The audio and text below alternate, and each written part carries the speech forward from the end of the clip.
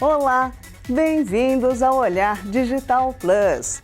No começo do ano, durante a cobertura da CES, a maior feira de tecnologia do mundo, realizada em Las Vegas, nós dissemos aqui no Olhar Digital que esse seria o ano da realidade virtual.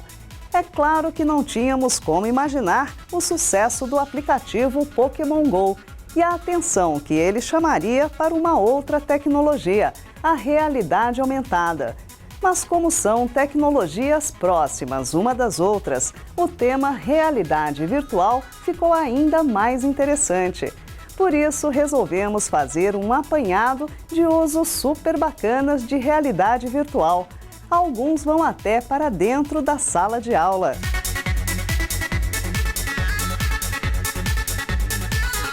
Antes dos detalhes da realidade virtual, você confere os outros destaques de hoje. Os Jogos Olímpicos já chegaram ao fim, mas logo em seguida tem início os Jogos Paralímpicos. E um dos elementos que mais chamam a atenção nessas competições são as incríveis próteses que ajudam a criar superatletas. Você já ouviu falar de beacons? Talvez não, mas talvez até já tenha usado a tecnologia, mesmo sem perceber. Ela é mais e mais comum e hoje você vai saber do que se trata. A operação pode parecer simples, mas muita gente tem dúvida na hora de imprimir algum documento ou foto diretamente do celular. Hoje você vai ver como fazer isso de forma simples. A tecnologia que faz diferença no seu dia a dia. O Olhar Digital Plus está começando.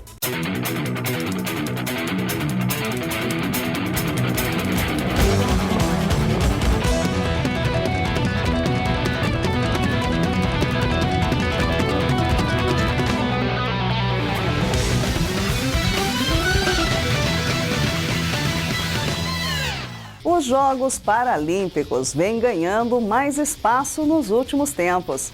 Além das histórias de superação e habilidade, a competição também se transformou numa grande vitrine para a tecnologia, especialmente para as próteses, capazes de ajudar os paratletas a ir cada vez mais longe. Olhar Olímpico. Oferecimento Cisco, fornecedor oficial de redes e servidores dos Jogos 2016. Embratel, fornecedor oficial dos Jogos Olímpicos e Paralímpicos Rio 2016. A série Olhar Olímpico vem mostrando como a tecnologia é importante e, às vezes, imprescindível no esporte de alto rendimento. Ela certamente pode fazer a diferença de milésimos de segundo que garante um lugar no pódio. Se é assim no esporte olímpico, para os atletas paralímpicos, podemos afirmar que a tecnologia é praticamente indispensável. Entre tanta inovação, a maior e mais visível delas está nas próteses dos atletas. Os primeiros Jogos Paralímpicos foram realizados em 1960 em Roma, na Itália. Mas as próteses de competição têm uma história muito mais curta. O primeiro pé de carbono só surgiu em meados dos anos 80. E a Blade Runner, ou lâmina de corrida, que hoje atende vários paratletas, só surgiu em 1997. De lá para cá, esses pés foram sofrendo uma evolução tecnológica muito interessante em relação à resistência dessas lâminas, a angulação dessas lâminas. Tanto que hoje você tem pés e componentes de próteses específicos para modalidades específicas.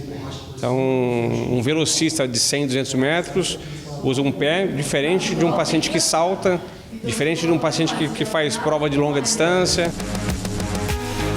Na Paralimpíada, as próteses são utilizadas em diversas modalidades: atletismo, ciclismo, hipismo, levantamento de peso, vela, tiro, triatlon e alguns outros. O único esporte paralímpico que não permite o uso de prótese é a natação. Com o sonho de um dia chegar a uma Paralimpíada, o André usa próteses há quase 35 anos. Praticante de triatlon, ele começou correndo com um pé de madeira e hoje usa o que muitos chamam de Ferrari das próteses. 100% fibra de carbono. O pé já era bom, de carbono, gera ótimo, gera uma evolução muito grande. Aí lançaram as lâminas. Então as lâminas é assim, uma evolução que a gente pode correr de igual para igual com outras pessoas. Muito mais performance e conforto, para falar a verdade. O conforto a gente segura um pouquinho da dor, né, quando pega um pouquinho e tal e vai embora. A lâmina de carbono não é o único tipo de prótese usada por para-atletas. Aqueles amputados acima do joelho usam sistemas mecânicos avançados para absorver impactos e, claro, melhorar o desempenho. Outra área que evoluiu bastante no mundo das próteses de alta performance são os encaixes, a parte que une toda a tecnologia com o corpo humano. Se a prótese não for perfeitamente acoplada, o atleta pode ter a melhor lâmina do mercado, mas não vai adiantar nada. Atualmente existe muita tecnologia envolvida no desenvolvimento desses encaixes para dar mais mobilidade ao movimento e, ao mesmo tempo, maior fixação. Antigamente as próteses elas ficavam penduradas com coxais, né? Uma articulação de metal, um coxal de couro amarrado na perna do paciente. Então impedia movimento, trazia atrofia da musculatura. Hoje as próteses são presas por sistema de suspensão a vácuo, o vácuo ativo. Então a prótese está grudada no corpo do paciente. Essa evolução na confecção dos encaixes, ela também foi muito importante para a gente hoje ter atletas de alto rendimento competindo com pacientes que não são nem amputados, né? A tecnologia também está presente no ajuste minucioso das próteses de para-atletas de elite. Uma prótese, muita gente acha que é um produto que você vai lá, compra, coloca na perna e sai correndo, sai andando. E existe toda uma ciência, toda uma tecnologia para que tudo funcione adequadamente. Então, infelizmente, ainda a gente vê profissionais alinhando prótese com fio de prumo, como se tivesse, não achou, acha que tá bom. E a gente sabe que uma pequena alteração no alinhamento traz toda uma diferença na funcionalidade. No processo de alinhamento da prótese, uma plataforma eletrônica dotada de sensores e que projeta um feixe de laser no centro de gravidade do atleta entra no jogo. Então eu consigo saber aonde está a linha de carga naquele membro amputado e protetizado para posicionar adequadamente o pé, o joelho, o soquete. Então isso nos ajuda muito a ter excelência no trabalho e na protetização dos atletas. Há ainda outros tipos de próteses específicas no esporte paralímpico e muita tecnologia por trás em pesquisas e desenvolvimento. Na Paralimpíada de 2012 em Londres, o ciclista britânico Jody Cundy inaugurou uma prótese para pedalar que dispensa o uso da sapatilha. A prótese se encaixa diretamente no pedal. Já a ciclista paralímpica Denise Schindler, da Alemanha, vai usar uma prótese para pedalar toda produzida em uma impressora 3D, tecnologia de ponta que, aliada à superação dos para-atletas, deixa as competições mais acirradas e emocionantes.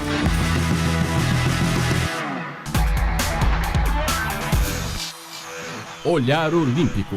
Oferecimento Cisco, fornecedor oficial de redes e servidores dos Jogos 2016. Embratel, fornecedor oficial dos Jogos Olímpicos e Paralímpicos Rio 2016. No próximo bloco tem a tecnologia dos beacons. Você talvez até já tenha usado e nem tenha se dado conta. E tem resposta para a dúvida de internauta. Veja como pode ser fácil imprimir fotos ou documentos diretamente do seu celular. O Olhar Digital Plus volta já.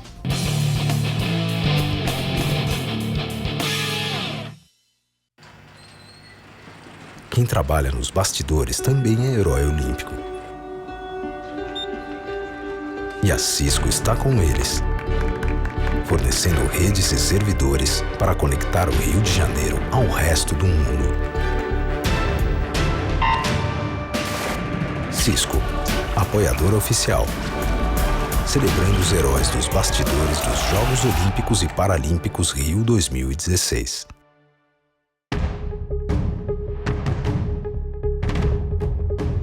Eles vencem cronogramas, ultrapassam metas, superam desafios e quebram recordes com a melhor infraestrutura de serviços e soluções. A Embratel está entregando uma Olimpíada. Imagine o que ela pode fazer pela sua empresa.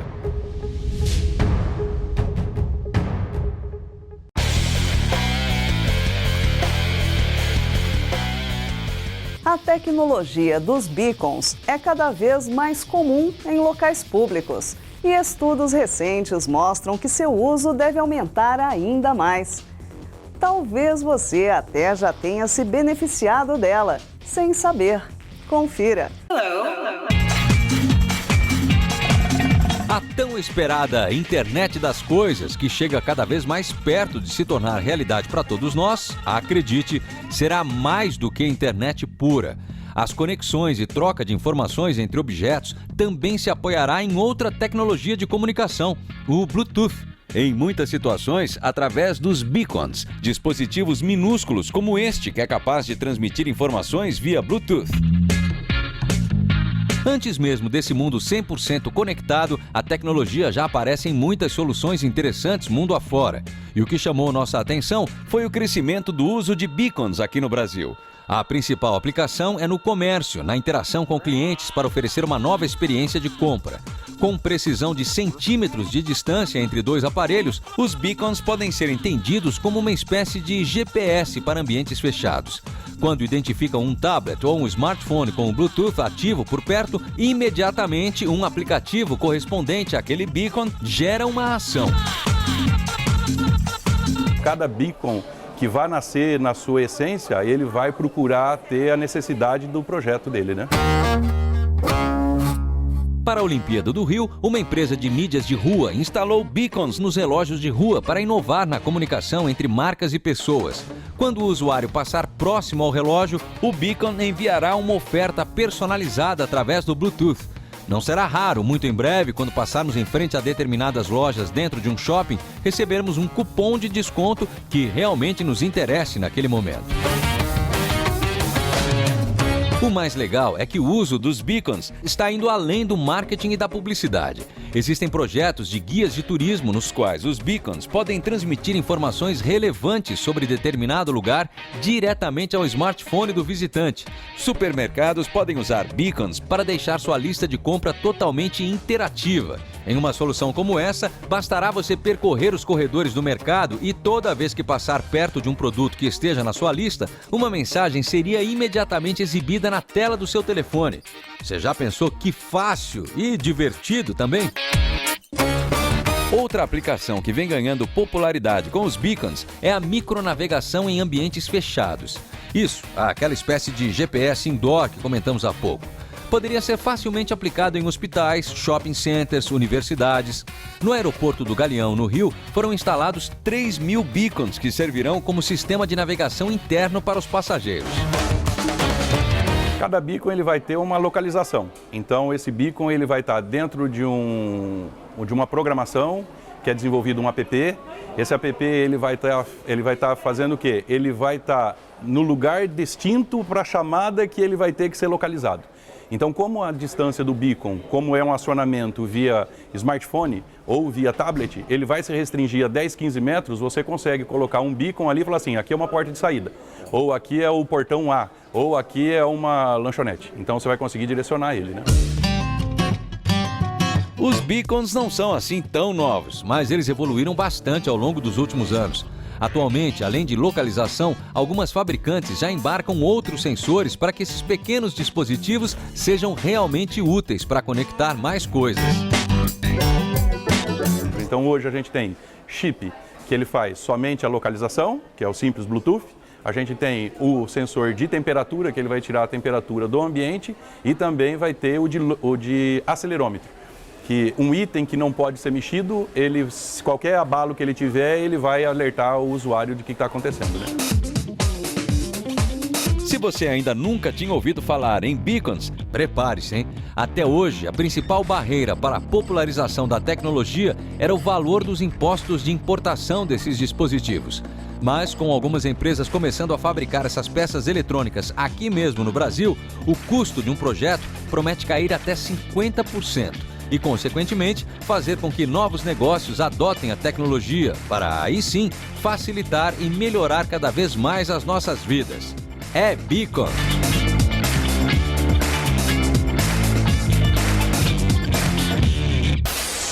Nós temos recebido várias perguntas dos internautas que enviam suas mensagens pelo olhardigital.com.br no canal da Lu. Hoje a dúvida tem a ver com smartphones e impressoras. A resposta com a nossa colunista, especialista em descomplicar a tecnologia. Oi, Lu, parece simples, mas tem alguns detalhes, não é? Oi, Marisa. Oi, gente. É hora de descomplicar a tecnologia.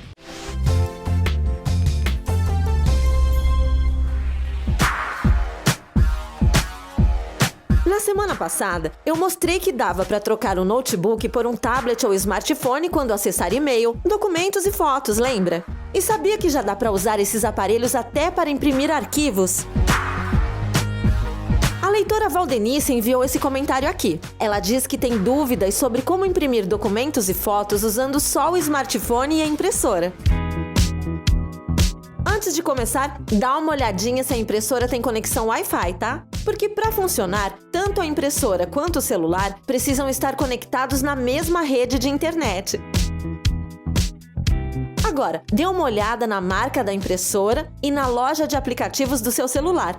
Procure pelo app da mesma marca da sua impressora. Muitas marcas, como a HP, Epson e Canon, têm aplicativos que ajudam na hora da impressão. Instale o app no seu celular. Entre no aplicativo, encontre a impressora na lista e selecione. Pronto, ela já está conectada com o smartphone. Agora é só escolher o arquivo ou a foto e mandar imprimir.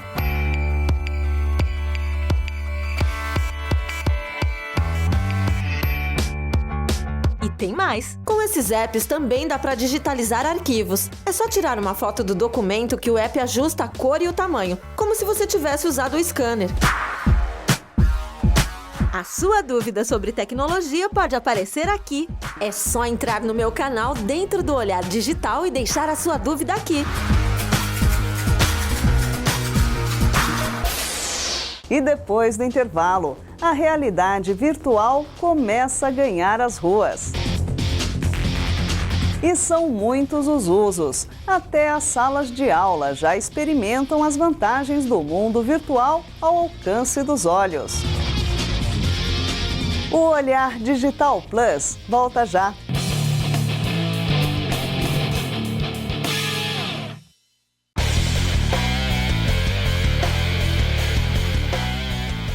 A realidade virtual vai alterar vários dos nossos hábitos nos próximos anos. Alguns já estão sendo mudados. Já há exemplos até de salas de aula que usam realidade virtual para aumentar a atenção e o aproveitamento dos estudantes. Confira!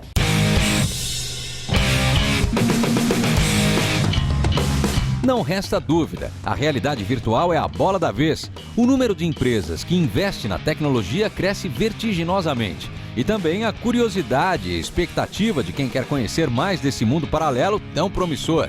É a tendência para o futuro, não só dos games, mas também da educação e de uma série de outras possíveis aplicações.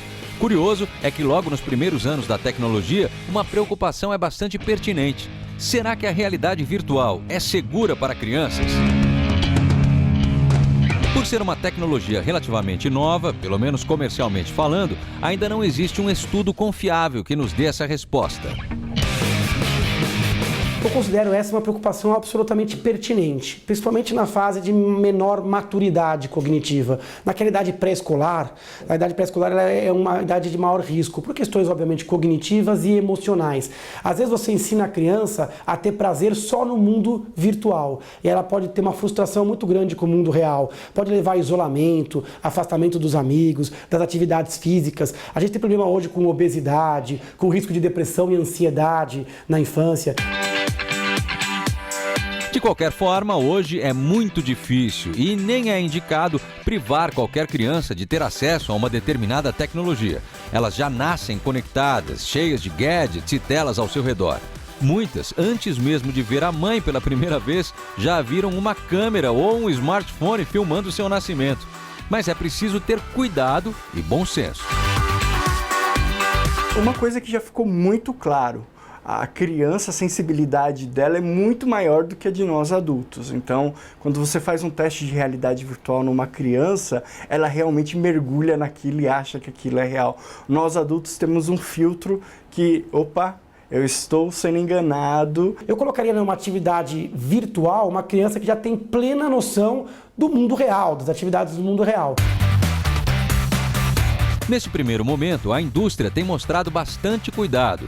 Em 2014, a Samsung afirmou que o Gear VR não era recomendado para crianças. Mais recentemente, o desenvolvedor da Nintendo, Shigeru Miyamoto, disse que a empresa investiga uma forma de ter certeza que os pais não precisem se preocupar quando as crianças colocarem um dispositivo de realidade virtual. A Nintendo quer que os seus óculos de realidade virtual sejam um brinquedo para toda a família. Do alto dos seus 12 anos, a pequena Elisa já passa bastante tempo do outro lado da vida, o virtual. Há quase um ano, ela convenceu a mãe de que precisava de um óculos de realidade virtual. Eu gosto de jogar, às vezes, jogos de terror, porque é uma coisa que você não imagina, que você, tá na sua casa, assim, e do nada você vai para outro universo, alguma coisa assim, e fica, olhando em volta, interage, é bem diferente. O jeito que você anda e olha pro lado, escuta os barulhos, é bem assim. É muito real, né? Se você estiver acima dos 8, 10 anos de idade, você já tem mais maturidade para entender o limite do mundo virtual e do mundo real. Agora, vão ter crianças que têm um potencial de risco maior, que pode ter um risco maior de frustração no mundo real, depressão, ansiedade, um pouco mais de introspecção, isolamento, ou que possam perder habilidades do mundo social. Então é importante, em qualquer idade, que você sempre avalie o conteúdo, duração.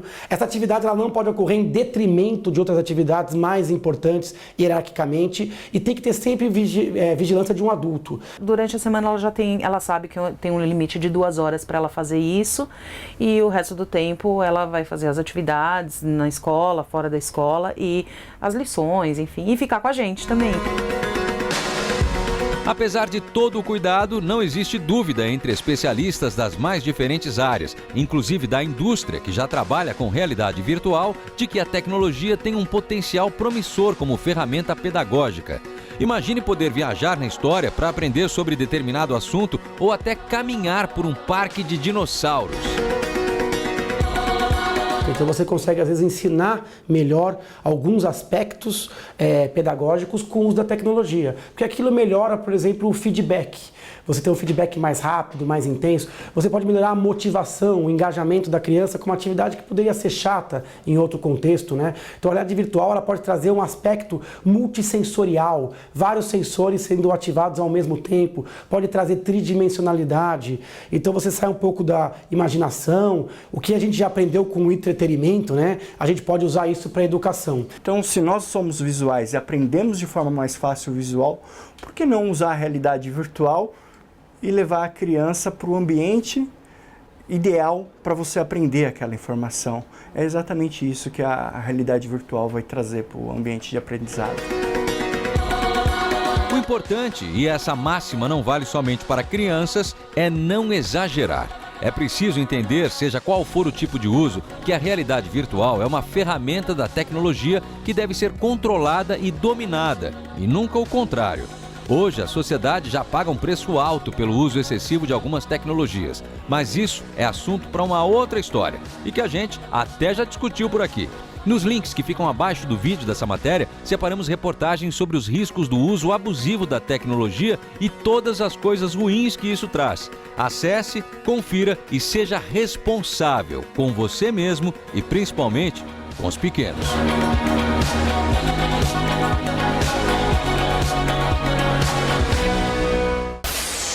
Vem aí uma grande estreia no olhardigital.com.br, em breve. Enquanto isso, continue a acompanhar o melhor noticiário de tecnologia da web brasileira. Aproveite para assinar nossas newsletters. Você pode optar pela newsletter geral, que é enviada todos os dias, com um resumo do que aconteceu no mundo de tecnologia, ou a newsletter Pro, pensada para os profissionais que dependem da era digital. Se preferir, fique com as duas. Semana que vem tem mais. Olhar Digital. O futuro passa primeiro aqui. Tchau!